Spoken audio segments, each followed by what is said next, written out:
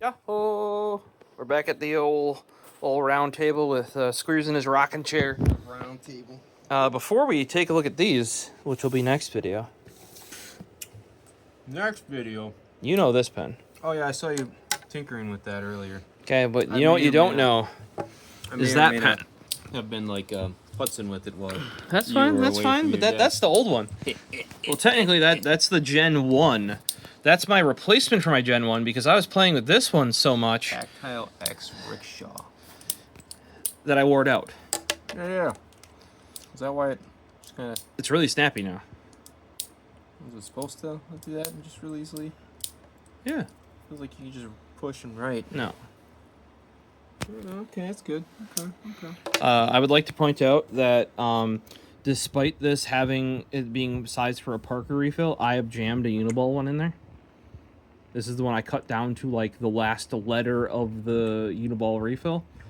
Well, they actually showed off using a G2 in there, and they're like, "Oh, you can use a cut down G2," and I'm like, "Well, if you can use a cut down G2, I can chop it down, chop it down. So yep, there's no room. Yep.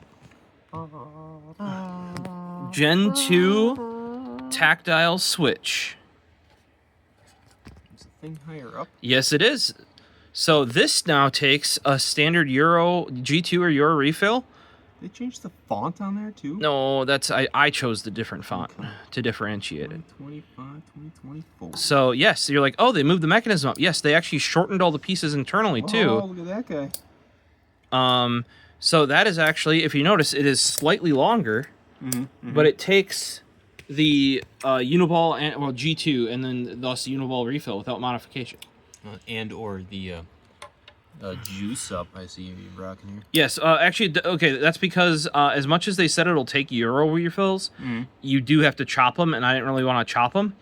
And if you notice, the juice up fits perfectly in that. Oh, okay, you gotta flip it back, otherwise the whole guts fall out. And that is a battle. If you want to see the battle, you can see my video I did on this, where I struggle for 20 minutes trying to get it back together. Touche. Thank you for the heads up. I didn't realize the whole guts of the mechanism. It'll just puke itself out, and then I have to realign it. This is not the pen for the type of person who likes to regularly change their refill. You can get it realigned. It's just a all right, well, I'm going to put this back together now, and, oh, the other thing, no, okay, when you put it back together, you have to extend it. What? And then hold this forward. Otherwise, the refill twists that and misaligns it. Why is it so complicated? It's just a pen for crying out loud. It's a fancy pen. Then you have to switch it and make sure it doesn't feel like crunchy. Doesn't. Okay, because like it would actually click when it's misaligned. What do you all let?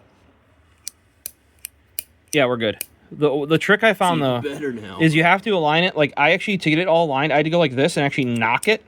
Then this fell the correct way out, and I had to line it left to right. Is that how this one is too? Yes, but because it's the slim, it tends to, like, there's not as much room internally, so it doesn't like as easily fall apart. Getting it apart though is a bit harder because remember I have crammed a full-size Uniball in a pen designed for a Parker.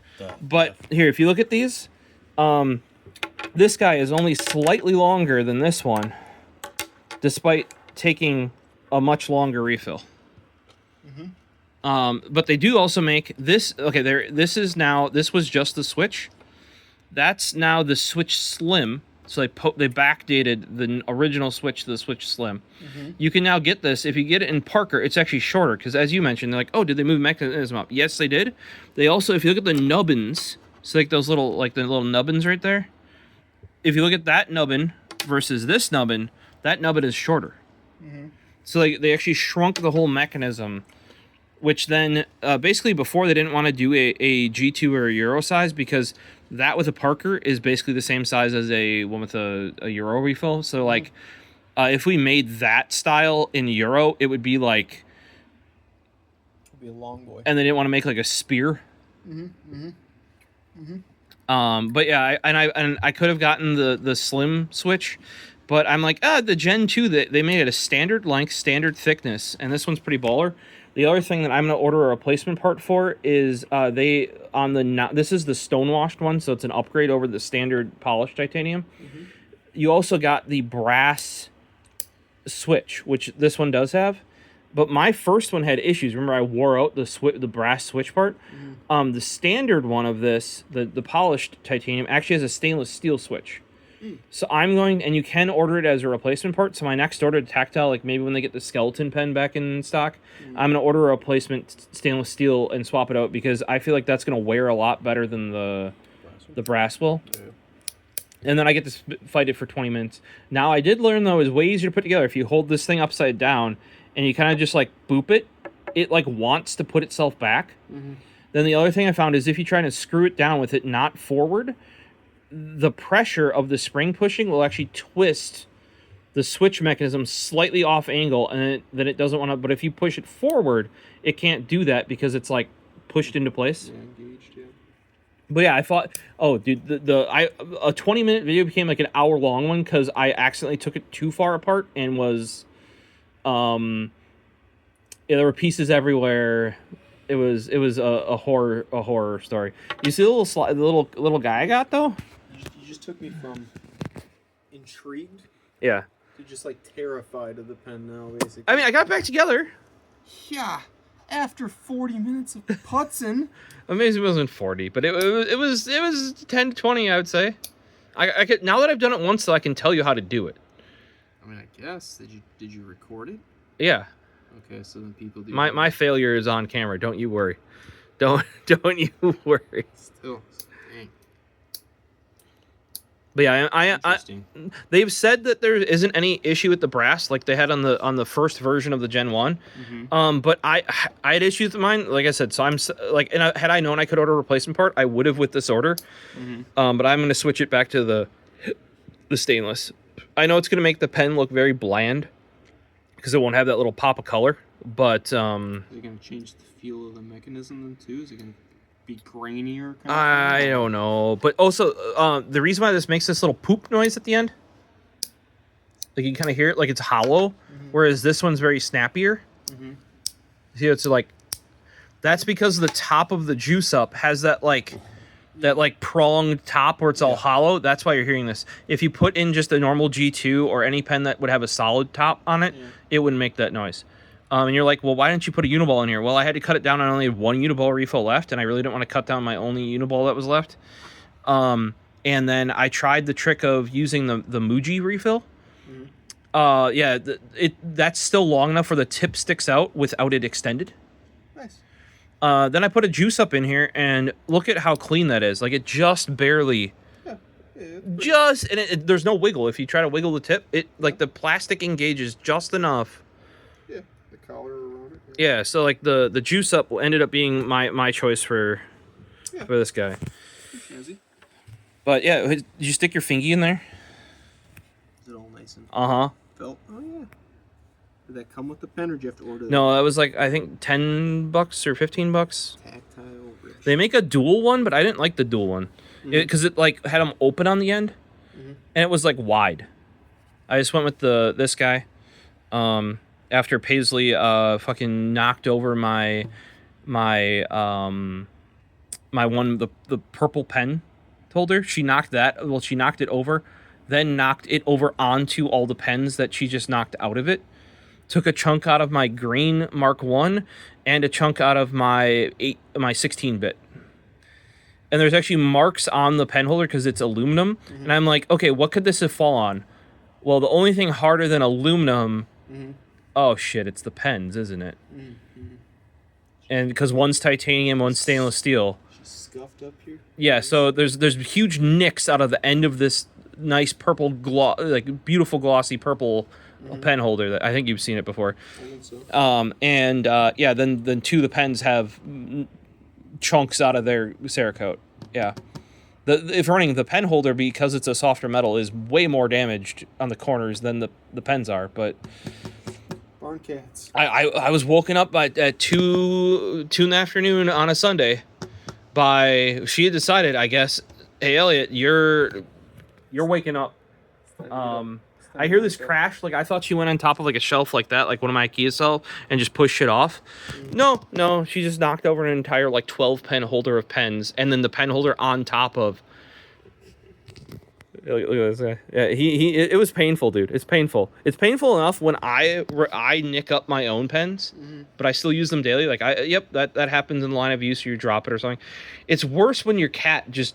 It sounds very much like a cat thing to do. Yeah, that's why they're kids. Well, we got Squeers' impression on this one. Checking in for the next video on those two guys. I don't know. I still prefer the standard length, standard thickness. It's just for how pain in the ass this is, though. I think I still prefer the side click instead of the switch. Like, that's why I said when you're pulling it apart, I'm like, G10. You want a G10 switch? No, I just like my G10. Okay, because I'm like, you want a G10 switch? I don't know if mechanically that's gonna work. I never know. And you can see how close. Look at how close they got that, even with a G2 compatible. Yeah. So like for like a Uniball refill, it sticks out. Does it poke you? No, but you can write on your finger a little bit. You can. Okay. You like that? You can see that it starts to. And I went with the gray, just because they had like a dull orange. For those wondering, there's like a nice fuzzy. It's not felt. What would you call it? Fleece. Yeah. There's fleece inside here. So if you have something, you sit in a nice pair of pants or something. You're probably going to write on the inside of your pocket. Well, that's why you obviously spend the money and put the sleeve. I suppose, yes. If you're wondering, I didn't get the sleeve for this pen, being that this is like a Stonewashed one. This is not one that requires protecting. One like my Ember that I've taken multiple chunks out of the Cerakote on is probably one that should be in here. Or one of my, what are those? Well, I got my Nebula. By the way, somebody, one of you guys did reach out on one of the YouTube videos. They were trying to buy my number 46 Nebula off me. So they're like, yeah, I want that exact number. You're going to sell it to me. And I'm like, no. I want it. Sell it to me. Yeah, like literally. And I was like, thanks for reaching out. But yeah, no, I have no interest in... I bought it because I wanted it. Yeah, I bought that number because I wanted it. I too wanted that pen. So, yeah. And what are the other ones? My brain is blanking. The other, Dark Matter. So if I were to carry those around, those ones that are worth maybe a little bit more, I'd probably put them in here. I also had the one where you were even questioning, like, dude, are you even gonna like use it? I forget which one that is. It was one of the numbered ones, but it was. You're like, oh, it's so expensive. I'm like, no, I think it was in that $200 range directly from them. But it was like a really rare one, as in like they made like 10 or 20 of them at max. So that's probably where I'd carry.